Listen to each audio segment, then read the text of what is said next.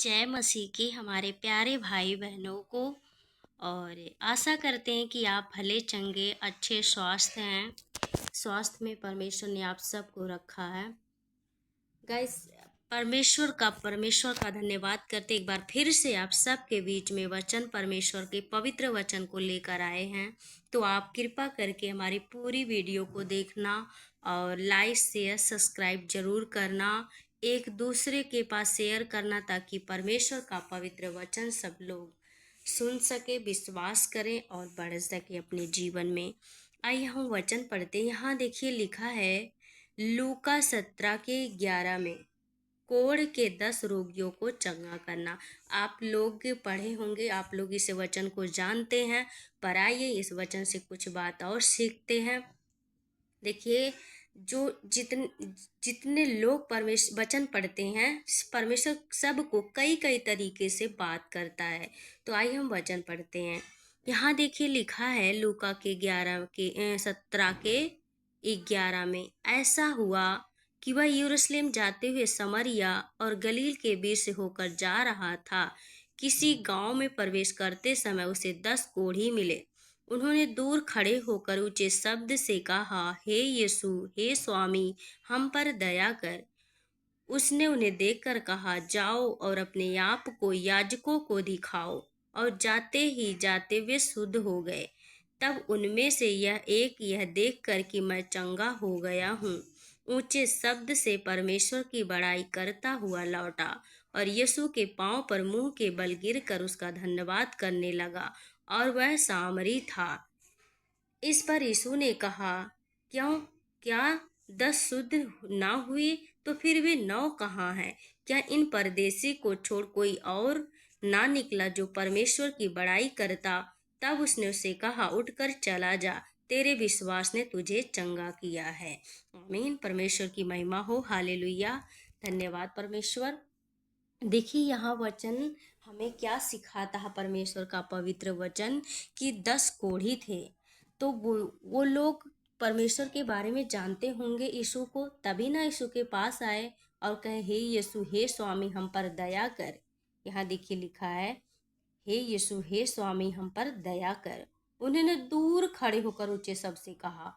जब वो देखो जानते हैं कि यीशु, क्योंकि उस समय परमेश्वर बड़े बड़े चमत्कार करते थे और वो लोग दूर दूर तक परमेश्वर को जानते थे, यीशु मसीह को जानते थे।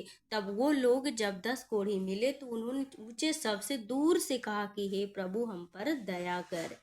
तो देखिए यहाँ कहता है कि जो है उन्होंने उसने उन्हें देखकर कहा, जाओ और अपने आप को याजकों को दिखाओ। यीशु ने कहा कि जाकर अपने आप को याजकों को दिखाओ। इसका मतलब जैसे उन्होंने कहा वो चंगे हो गए, क्योंकि उन्होंने हो सकता है विश्वास उनके अंदर उस समय आया, उन्होंने चंगाई पा ली। लेकिन कैसे इसमें हम बात को सीखते हैं कि जो लोगों 10 लोग जो है वो चिल्ला कर बोले कि हे प्रभु, हम पर दया। वो विश्वास करते हैं कि यीशु चंगा कर सकता है। लेकिन यहाँ सीखने वाली बात यह है कि तब उनमें से यह देखकर कि मैं चंगा हो गया, ऊंचे शब्द से परमेश्वर की बड़ाई करता हुआ लौटा। देखिए यहाँ थे 10 लोग, लेकिन 10 लोग में से एक व्यक्ति वो परमेश्वर की महिमा करने के लिए परमेश्वर के पास आया। और 9 कहाँ चले गए? पता नहीं कहाँ चले गए अपने परिवार के पास गए होंगे चंगाई पाकर।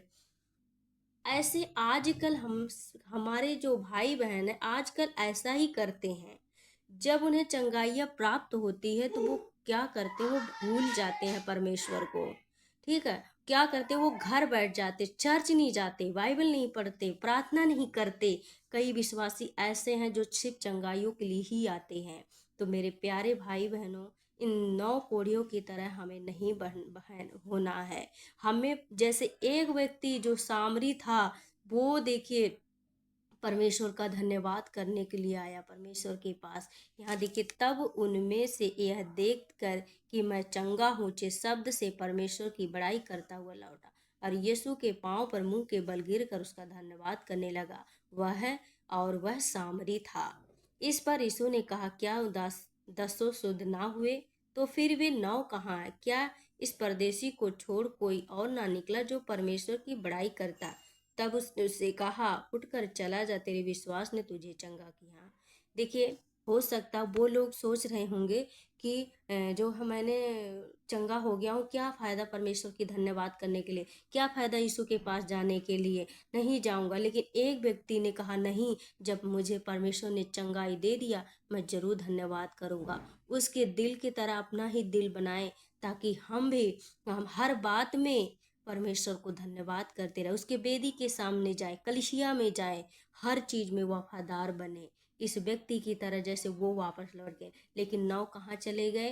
वो अपने परिवार में चले होंगे। वो 2 दिन के लिए ठीक होंगे, बाद में फिर शैतान उन्हें बीमार कर सकता है, फिर उन्हें उससे भी बड़ी बीमारी हो सकती है, वो मर भी सकते हैं, उसकी कोई गारंटी नहीं है। लेकिन जो पहला व्यक्ति जो एक व्यक्ति जो आया, उसे परमेश्वर ने जीवन दान दिया, उसे जो शुद्ध कर दिया, वो अब कभी नहीं होगा, क्योंकि वो परमेश्वर का धन्यवाद करने के लिए आया, उसे विश्वास हो गया, उसने अपने अंदर परमेश्वर को बिठा लिया। तो हमें वैसे ही करना है। जो 9 चले गए, वो हो सकता 10 दिन के लिए, 15 दिन के लिए ठीक हो सकते हैं, बाद में वो खराब हो सकते हैं, कोई गारंटी नहीं है कब वो क्योंकि उन्होंने परमेश्वर पे जो परमेश्वर का धन्यवाद नहीं किया। हो सके ठीक हो, लेकिन हमें अनंत जीवन के लिए क्या करना? चंगाई पाकर घर नहीं बैठना है, हमें अनंत के जीवन के लिए दृढ़ बनना है, उसके साथ रहना है। ठीक है भाई, और ऐसे ही बने रहे सब लोग। हमारी आपको अगर वचन अच्छा लगा तो लाइक शेयर सब्सक्राइब जरूर करना। परमेश्वर आप सबको इस वचन से आशीष दे। जय मसीह की।